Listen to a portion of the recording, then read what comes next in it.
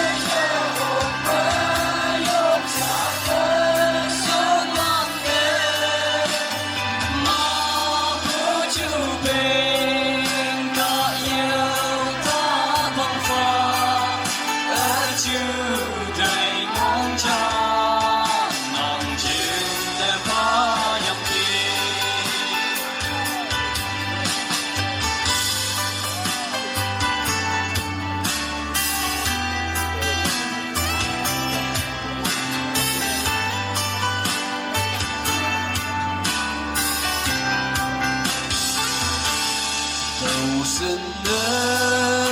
nhỏ khi nhỏ nhỏ về nhỏ mấy phơi hòn cờ nhỏ có khá nó nhỏ yên cờ đợt mong phân lo có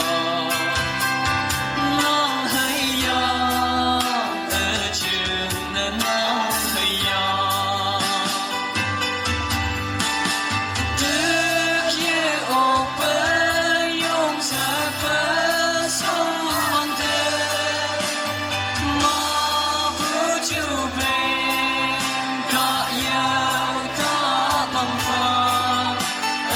you